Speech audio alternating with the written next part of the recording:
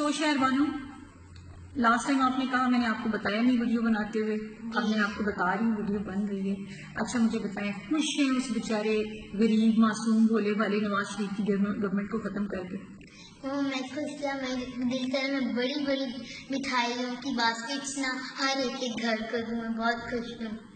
اب بڑے خوش ہیں آپ، تو دے کے آئے نا پھر دیں ہر گھر میں جا کے وہاں باسکٹ. پر مجھے پتا ہے آپ نے مجھے پیسے نہیں دینے. مجھے پیسے نہیں دینے. اچھا مجھے لگ رہا ہے کچھ دنوں سے میں سوشل میڈیا پہ دیکھ رہی تھی، ٹی وی پہ، مجھے لگ رہا ہے جیسے پی ٹی آئی کے سپورٹر بیچارے وہ ریحام خان کی بک کی وجہ سے کچھ پریشان نہیں لگ رہے آپ؟ ہمارے ریحام خان ہے کون؟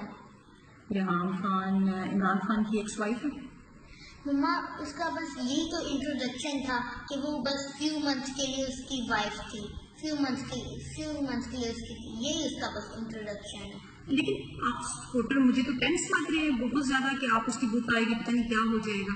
مما وہ چاہے جتنی بکس لکھ لے، 10 لکھ لے، 50 لکھ لے، 1000 لکھ لے، جتنی لکھنی ہے اس نے لکھ لے، لیکن پی ٹی آئی کے ووٹرز کبھی ہٹیں گے نہیں. جتنی وہ بک لکھے گی اتنے وہ اس کے ساتھ پکے آئیں گے.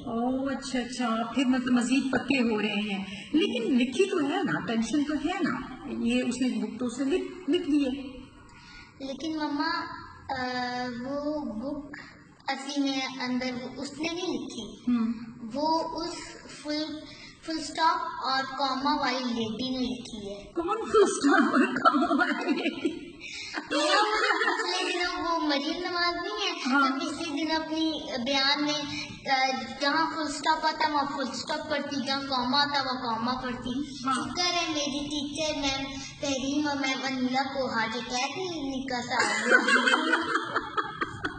اچھا نکا سارا ہاتھ اٹیک نہیں آ گیا.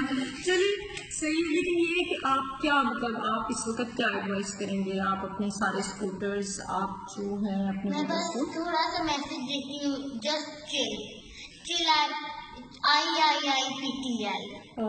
P T I